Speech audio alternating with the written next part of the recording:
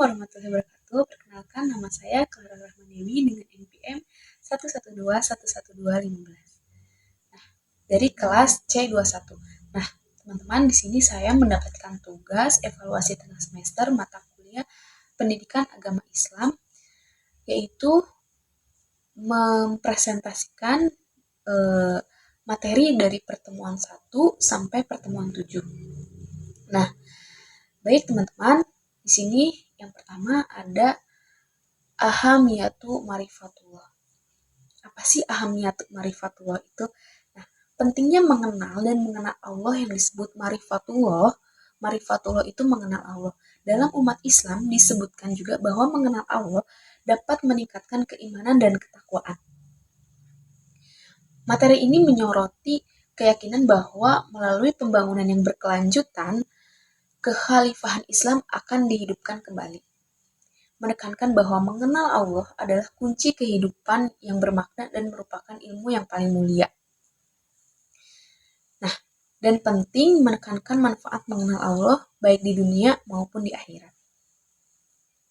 Jadi, mengenal Allah itu sangat penting untuk semua umat Islam. Nah, yang kedua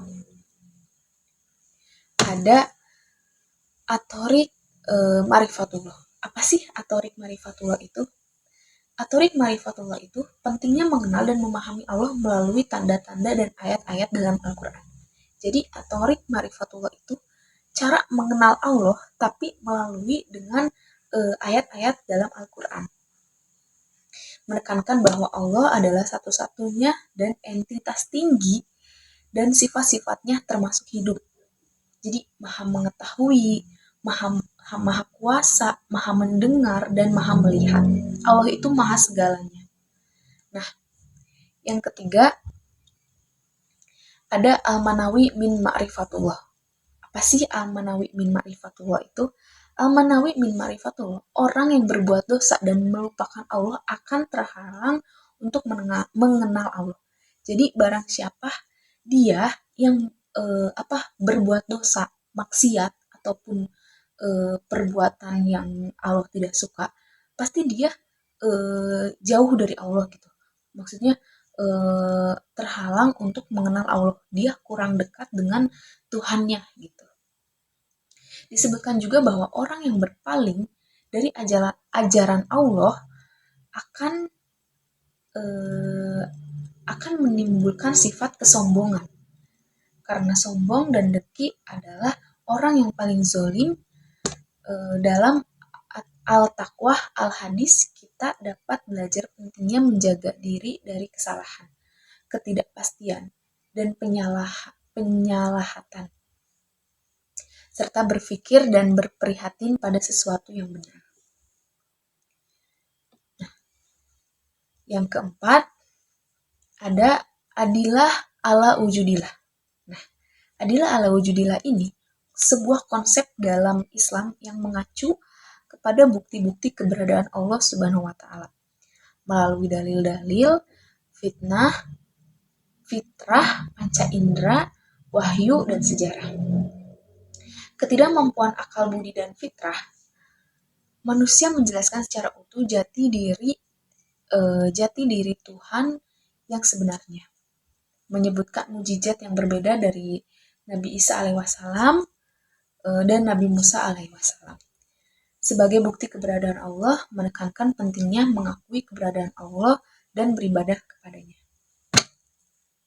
Nah, yang kelima ada tauhidullah. Nah, apa sih tauhidullah itu?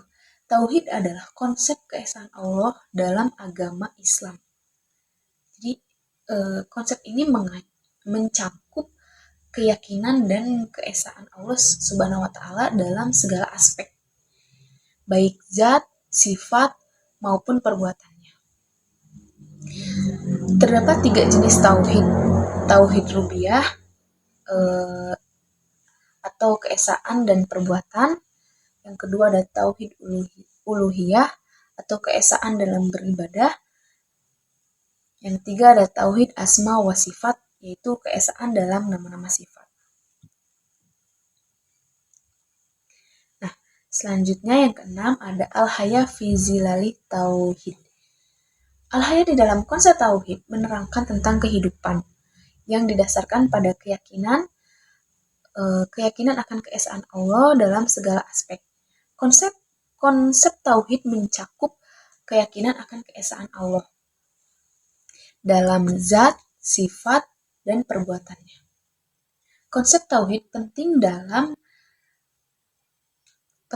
kehidupan sehari-hari umat Islam karena membentuk dasar akidah dan memberikan pedoman hidup yang pasti.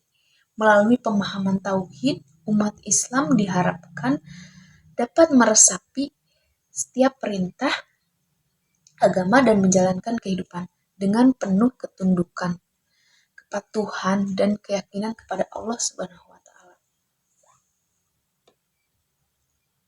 Nah, yang terakhir, yang ketujuh ada makna la ilaha illallah. Makna la ilaha illallah artinya tidak ada sesembahan yang hak.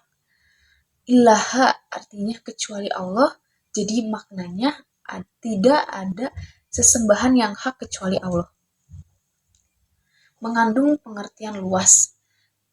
Tidak ada pencipta selain Allah, tidak ada pemberi rezeki selain Allah, tidak ada pemilik selain Allah, dan tidak ada pembuat hukum selain Allah, dan tidak ada yang berhak dicintai, ditakuti, diharapkan, disembah selain Allah Subhanahu wa taala.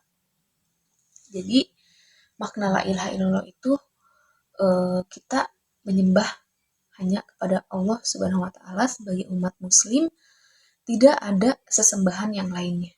Kita tidak boleh menyembah yang lainnya kalau kita taat kepada kalau kita beragama muslim gitu ya. Mungkin cukup sekian penjelasan materi dari saya dari mulai materi pertemuan pertama sampai yang ketujuh, pertemuan ketujuh. Wabillahi taufiq wal hidayah. Wassalamualaikum warahmatullahi wabarakatuh.